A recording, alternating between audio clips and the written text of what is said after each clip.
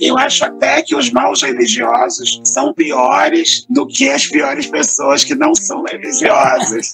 Mexendo com essa linguagem do transcendente, elas são capazes de matar muito mais do que armas bélicas, né? Porque você destrói o espírito e o sonho das pessoas. Oh, meu Deus, mais um podcast. O Pio da Jeripoca.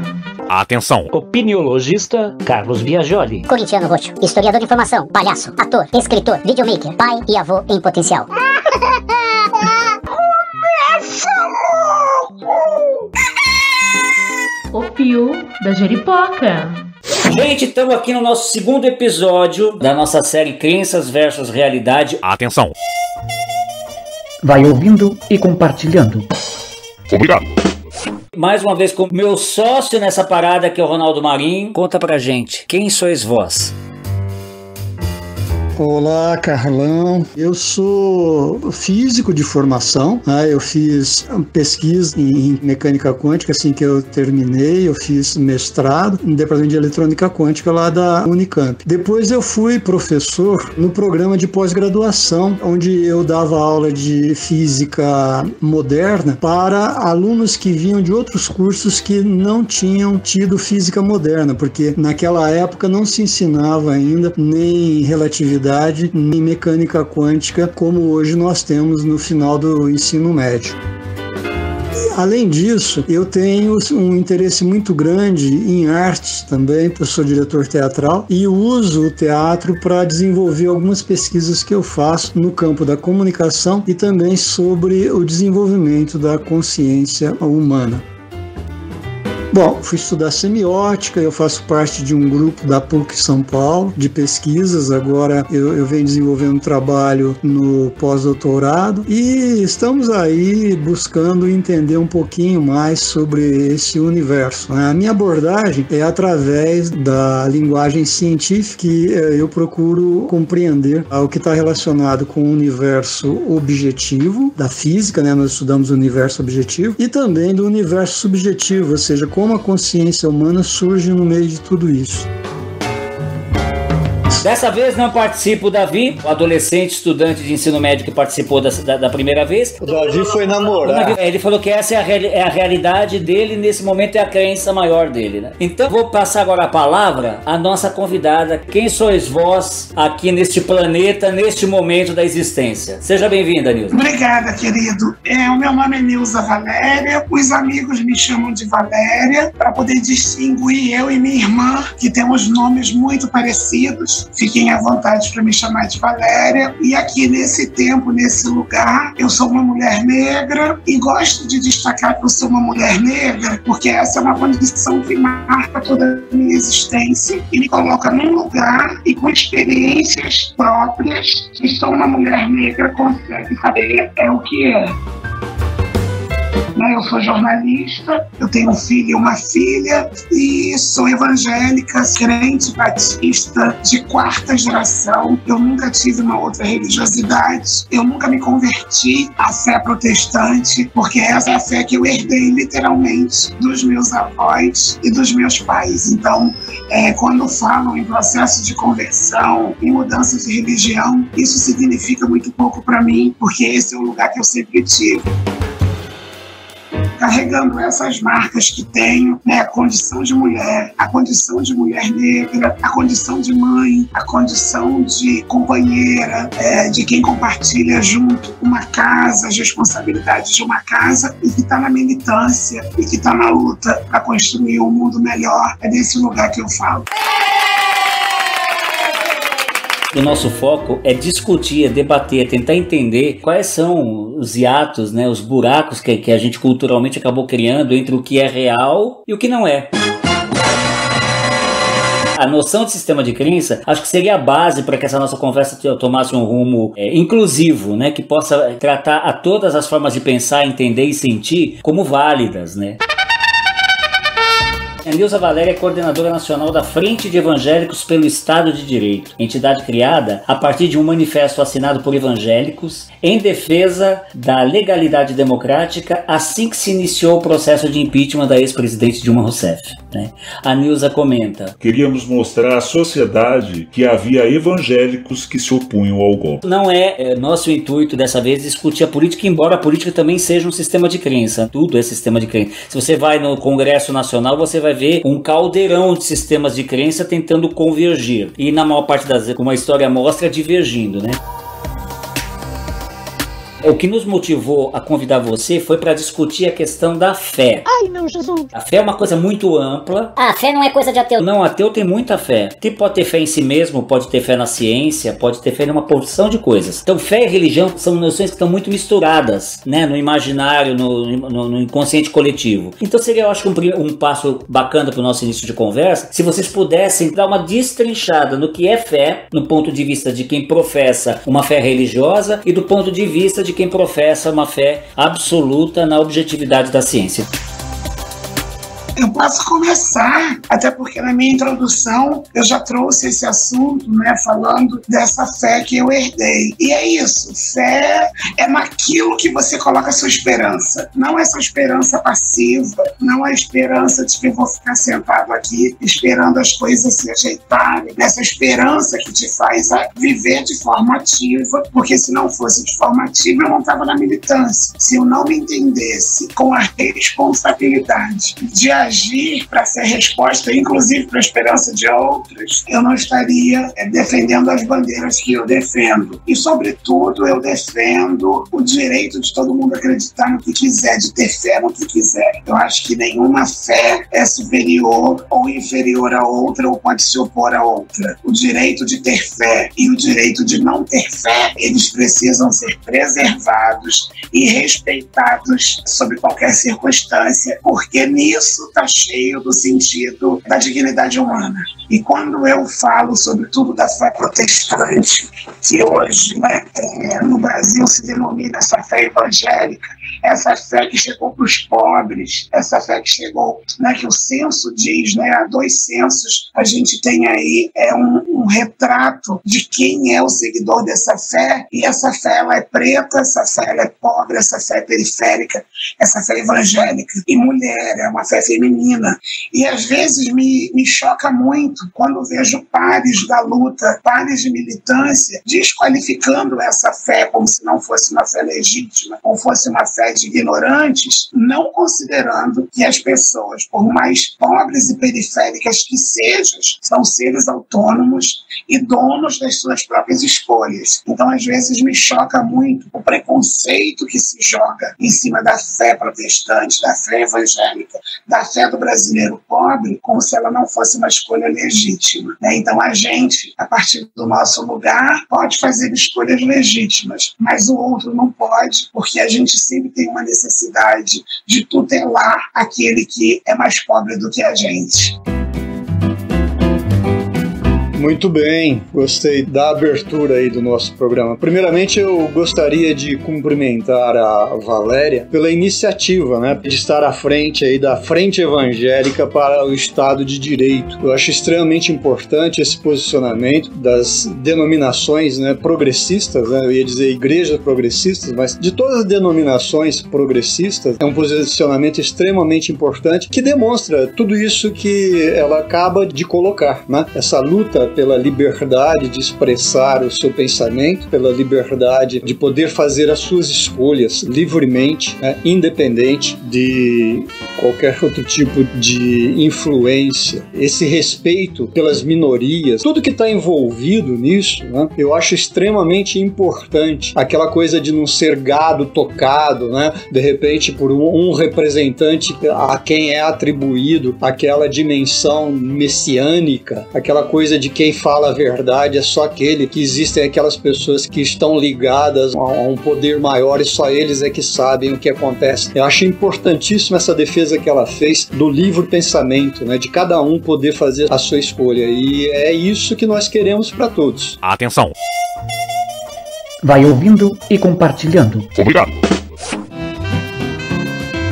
Agora, o Carlão havia solicitado, né, que a gente desse essa definição para a fé, né, do ponto de vista científico. Eu gostaria de dizer que existe realmente um discurso, né, que às vezes tenta comparar a ciência à religião, que diz que do mesmo jeito que a religião precisa ter fé, a ciência também se baseia na fé, né? Eu gostaria de dizer que isso não é totalmente verdadeiro. A ciência, ela confia realmente num processo científico, num método científico. A verdade para a ciência, ela é baseada na experimentação, ou seja, na confirmação de fatos.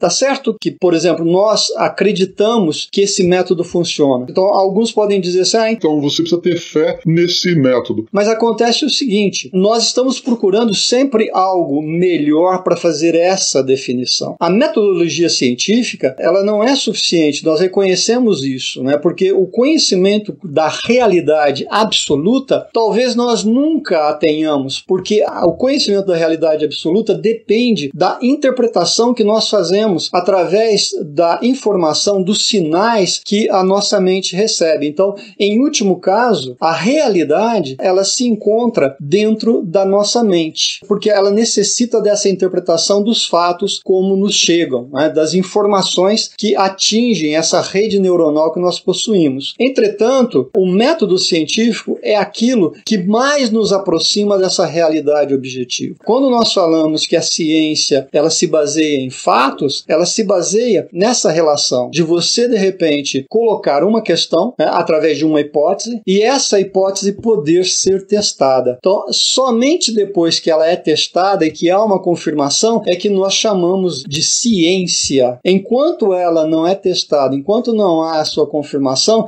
ela é uma hipótese, ou o que as pessoas chamam de teoria. Mas existe também uma necessidade de compreensão dessa palavra teoria. Não há nada mais confirmado do que a teoria quântica, por exemplo, que é responsável por 1/3 da economia mundial, do que a teoria da relatividade, e, no entanto, elas são fatos, elas são ciência pura e aplicada. Então, a questão de fé em ciência é no sentido de que fé é necessário, inclusive, para a gente viver. Eu preciso acreditar que amanhã eu vou acordar para que eu possa fazer alguns planos. Então, nesse sentido, eu tenho que ter fé. Mas, quando a gente passa para o campo da ciência, eu só vou ter certeza quando amanhã eu abrir os olhos e saber que estou vivo, ou seja, através da experimentação. Isso é tão interessante, né? Porque durante muito tempo e temos até hoje, né? A gente tem visto muita gente criando uma dualidade entre fé e a ciência. E é uma dualidade que não existe. A fé e a ciência não estão em oposição, né? E agora, com toda essa história da pandemia, do coronavírus, a gente entende claramente, né? Eu, desse lugar religioso que falo, entendo claramente a importância da ciência para a gente vencer esse momento pandêmico, e também entendo o elemento de fé que tem sido consolador para milhares de pessoas ao redor do mundo que estão vendo os seus parentes e os seus queridos morrerem, né? Não há contradição, como alguns querem fazer a gente crer. É pecado. Na Bíblia não tem pecadinho e pecadão, é tudo pecado. Amém, pessoal? Né, que se você tem fé, você nega a ciência. Se você tem a ciência, você nega a fé. Nada é mais falso do que isso, né? Porque a fé e a ciência, elas podem caminhar de forma paralela e cada uma cumprindo o seu papel para que a gente tenha esse bem-estar, né, tanto pessoal quanto coletivo. O Pio da Jeripoca. O Pio da Jeripoca, como todos sabem, é uma produção absolutamente independente. Neste ano, a gente tem produzido episódios semanais, conversando com muita gente bacana sobre assuntos que fazem a história do nosso tempo histórico. Muito obrigado. Muito obrigado a todos vocês que nos acompanham e que compartilham o nosso trabalho com os seus amigos. Este é um projeto em que acreditamos muito. Você gostaria de colaborar com ele? Basta que entre em contato com a gente pelo e-mail que está aqui na descrição deste episódio. Então bora continuar, que a prosa tá muito boa. Enquanto o Marinsky falava, eu ficava aqui pensando, até mesmo que nós da Frente de Evangélicos pelo Estado de Direito, outro dia assinamos um documento em parceria com a Sociedade Brasileira pelo Progresso da Ciência na questão das vacinas, que é onde esse debate tem fervido muito nas bases, né? E, obviamente, quando eu faço a defesa da fé como uma escolha legítima de cada um, eu não sou ingênua de não reconhecer que muitos instrumentalizam, né, essa escolha. Da mesma forma que há aqueles que tentam usar a ciência contra a fé. Eu estou absolutamente convencido que o grande desafio é a busca por territórios de intersecção. Eu acho que sem esses territórios a gente não vai avançar de forma alguma, nós vamos ficar dentro desse buraco em que a gente agora se depara à luz do sol. Porque esse buraco sempre existiu, mas parecia que estava debaixo do tapete. De repente, por uma conjuntura política e tudo mais, esse tapete foi tirado e nós estamos nos flagrando todos dentro desse buraco, né? Mas eu acho que nós estamos pulando uma questão que é importante. Nós estamos tirando dessa dicotomia, aí vamos chamar assim, desse fé, ciência, nós estamos tirando a questão da instituição, que eu chamo, usar a palavra religião. Mas pode ser seita, pode ser o nome que melhor aprover para o entendimento dessa organização onde se estabelecem estamentos, hierarquias. Em suma, uma intermediação entre criatura e criador, ou criadori, também como preferirem. No episódio passado, o Marinho deixou bem claro que existe uma verdade que é inegociável. É atrás dessa verdade que a ciência segue. Ao passo que a fé em sistemas religiosos abre mão em função de uma crença no invisível. Eu quero deixar claro novamente que eu não nego a influência do invisível. Inclusive, eu acho que parte dele, através do que a gente chama de intuição, muitos insights que acabam se transformando em realidade. Então é aí que eu queria chegar. Em que ponto que a fé no invisível concretiza realidades tangíveis capazes de conduzir a história da humanidade? A ciência, ela sempre vai defender a liberdade de pensamento e cada um acreditar naquilo que achar mais plausível para a condição que ele ocupa no momento, nesse tempo de vida. Por exemplo, mesmo dentro da teoria quântica, existem várias interpretações. Você tem cientistas que acreditam em interpretações diferentes da mecânica quântica. Então, nós respeitamos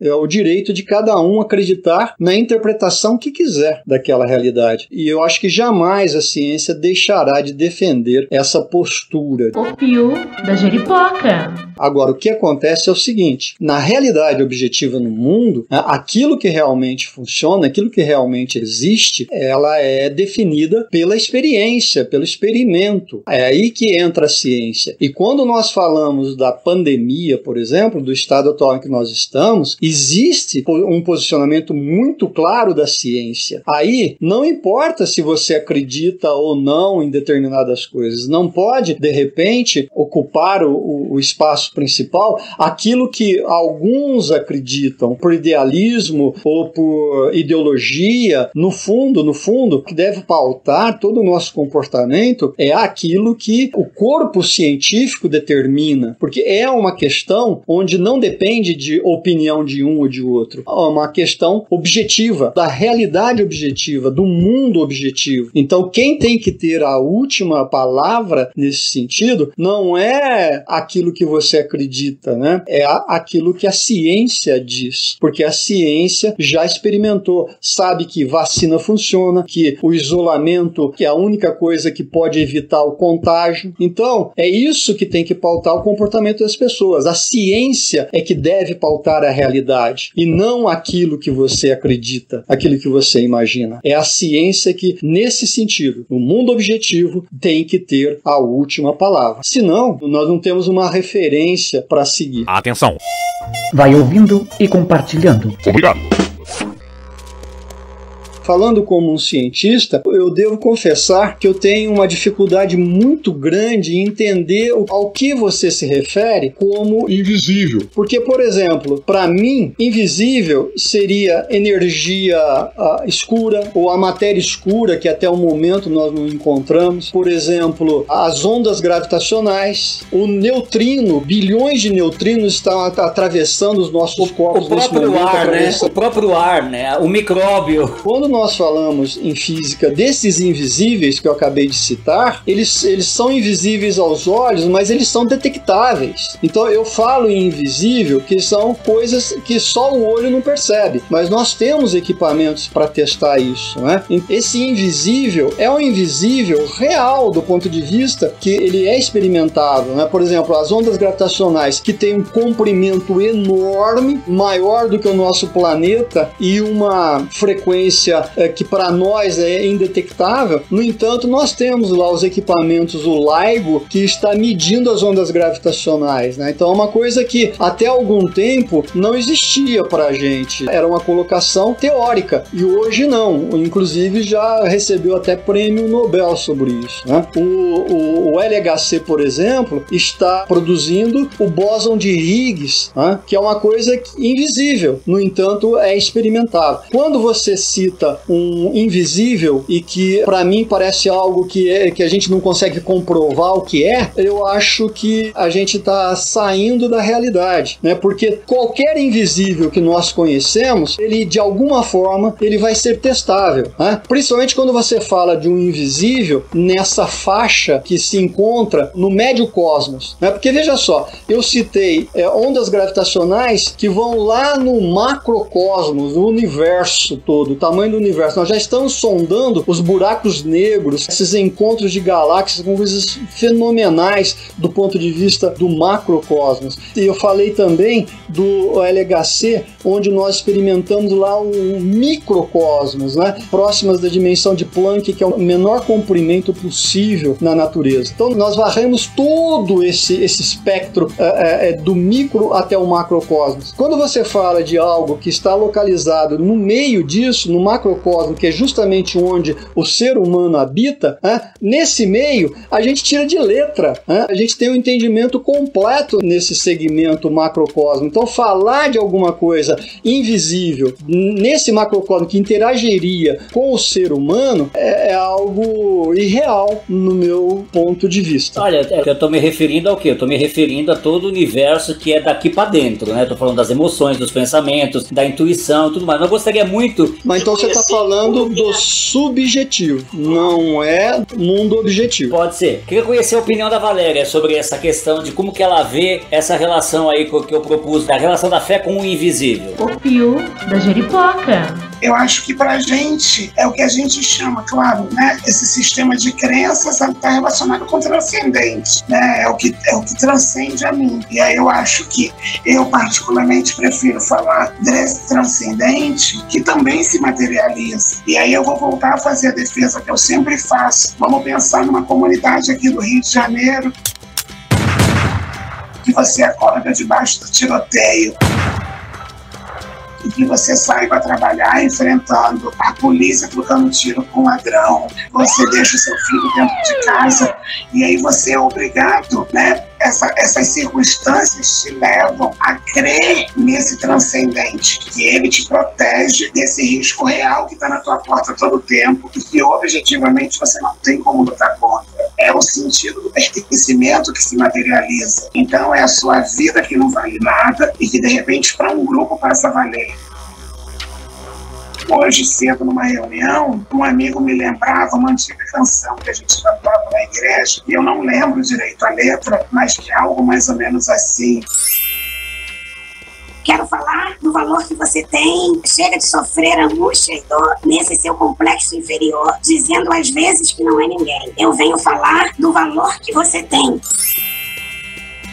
Então a gente tem um país hoje em que a vida das pessoas vale nada, onde o valor do pobre é uma herança escravocrata muito forte, em que a vida de pessoas como eu, que tem a cor da minha pele, ela vale muito pouco. E eu ainda estou dentro de um perfil do que a gente convenciona chamar de classe média, seja lá o que é isso, eu pelo menos vendo a minha força de trabalho. Mas imagina você lidar com tudo isso e agora com a iminência da fome batendo na tua porta. Então é esse transcendente que te socorre numa ação de irmãos que distribuem uma cesta básica. É essa vida que é maltratada dentro do seu ambiente de trabalho, que chega no dia do aniversário e ganha uma festinha surpresa, ganha ganha um bolo, ganha uma menção especial num culto público. Então, para mim, não há invisível. Há uma transcendência que se materializa e que conforta as pessoas a partir da minha religiosidade. É dela que eu estou falando, eu não tenho a menor competência nem condições de falar de outras religiosidades, mas que quando o filho da pessoa nasce, ela vai encontrar ali alguém que vai dar suporte. Se ela está longe da família, vai ter a irmã do grupo de oração, que vai estar junto com ela, que vai ajudar a dar banho no bebê, que vai providenciar o enxoval da criança. Então, há uma materialização desse transcendente em ações que dão pertencimento para a pessoa.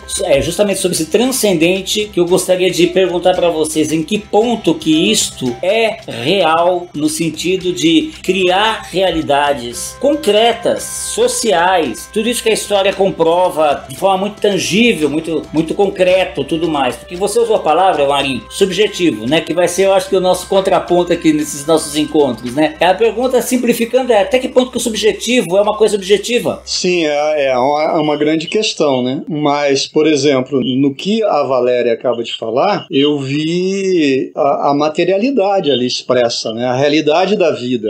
Aquilo que as comunidades enfrentam aí, não só no Rio de Janeiro, mas em todas as capitais, a gente está vendo isso ainda mais evidente nesse momento de pandemia, né? Para mim é o concreto, e isso estimula ações, pessoas que são mais sensíveis, entrando então na subjetividade, né? Essa sensibilidade interior, que a sensibilidade depende de toda a nossa organização interna, falando em termos de estímulo neuronal, né? Porque a nossa sensibilidade, as nossas emoções, elas são pautadas pelo fluxo de neurotransmissores. Então você se emociona e é a emoção que te leva à ação. Então eu vejo, por exemplo, essa ação de você, de repente, ajudar aquele que é teu semelhante, né? Que se eu fosse religioso, eu chamaria de irmão, né? Isso daí é uma emoção que nós sentimos e que ela se torna real através de uma ação, através de uma escolha que eu faço. Agora, o que eu acredito é que não há necessidade da existência de algo que fuja da nossa realidade objetiva para que eu haja dessa forma. Basta que eu seja um ser fruto de uma evolução, tá?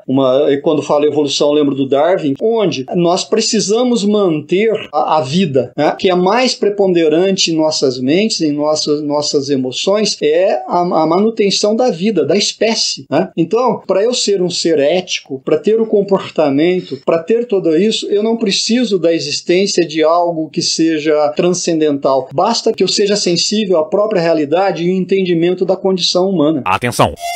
Vai ouvindo e compartilhando. Obrigado! O Pio da Jeripoca. Eu concordo com isso. Eu não tenho como deixar de considerar a realidade brasileira. Essa realidade que eu apontei, que tem desqualificado o tempo todo a vida das pessoas. Então, isso que deveria ser um processo normal e natural, né, da minha condição, que eu não preciso ser religioso para isso, é normal, e acho mesmo, porque você tem maus religiosos, e nem, senão todo religioso seria bom. E tá longe de mim fazer essa defesa, né? Nem todo religioso é bom. Eu acho até que os maus religiosos são piores do que as piores pessoas que não são religiosas, né? Elas são piores porque com esse domínio. Muito bom, muito bom. Mexendo com essa linguagem do transcendente, elas são capazes de matar muito mais do que armas bélicas, né? Porque você destrói o espírito e o sonho das pessoas. Bom seria, né, se a gente tivesse um país que, desde a mais tenra idade, reconhecesse o valor de cada ser humano como único, independente da sua raça, origem ou CEP, né? Porque agora a gente tem no país... Mas é aí que eu defendo que a ciência tem que interferir para mostrar nas escolas, né, através da educação das crianças, isso que você acabou de colocar. E eu concordo, porque a gente precisa.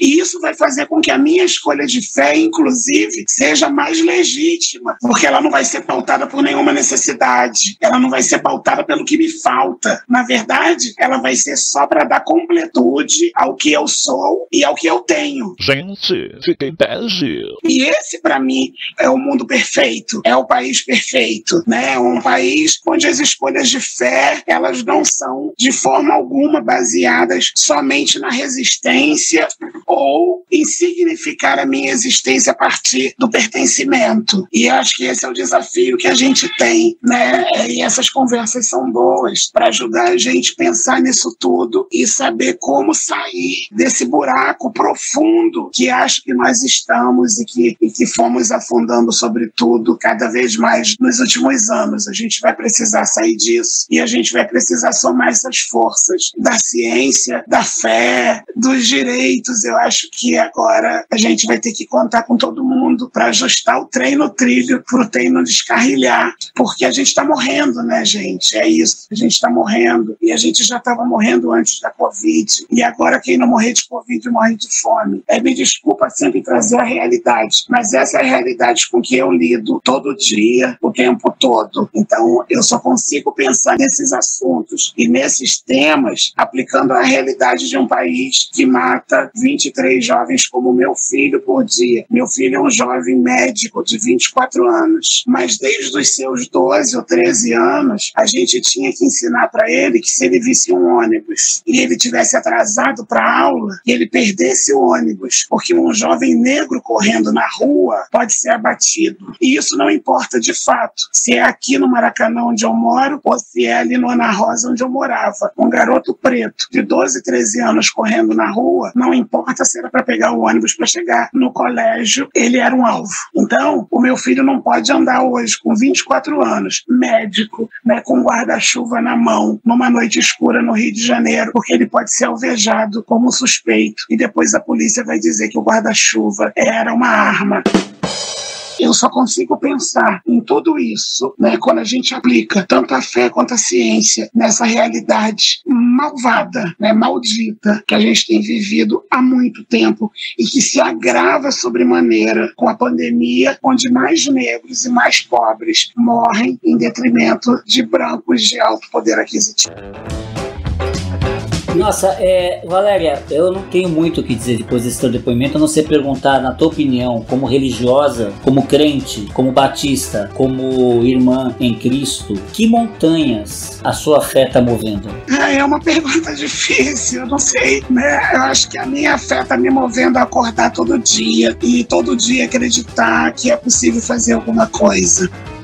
No sábado, eu fui para a Cidade de Deus, contrariando, e falo isso com muito respeito, contrariando a ciência, contrariando o bom senso, mas eu me vi obrigada a ir para a Cidade de Deus, uma das maiores comunidades do Rio de Janeiro, porque haviam pessoas de lá que tinham me escrito dizendo: a gente está com fome, né? Então a gente foi lá e atender a necessidade urgente das pessoas e ao mesmo tempo distribuímos 600 folhetos com texto bíblico em defesa da vacina, onde a gente fala que Jesus cura, Jesus curou e que hoje ele usa a ciência para continuar curando. Então o folheto termina fazendo a defesa da vacina. E um outro folheto onde a gente citava Jesus Cristo alimentando uma multidão de famintos para dizer sim que Jesus está preocupado com auxílio emergencial para todo mundo. Se é essa linguagem que o nosso povo entende, é essa linguagem que a gente, em parceria com a ciência, em parceria com todo mundo, a gente vai continuar usando. E eu acho que o que me move para fazer isso é a fé, é acreditar que as relações e as estruturas podem ser transformadas. Marim, e aqui quais montanhas estão sendo movidas pela ciência nessa conjuntura atual da humanidade? Eu não posso recomeçar a minha fala aqui sem dizer o quanto me emocionou esse depoimento aí da Valéria, porque é sentir na carne, né? Olha, eu tô aqui todo emocionado aqui, falando aqui. como a tecnologia que a gente está afastado aí, né, no espaço, mas essa emoção dela está repercutindo, as falas dela estão repercutindo aqui e me emocionando, né? Desculpa aí, gente, mas...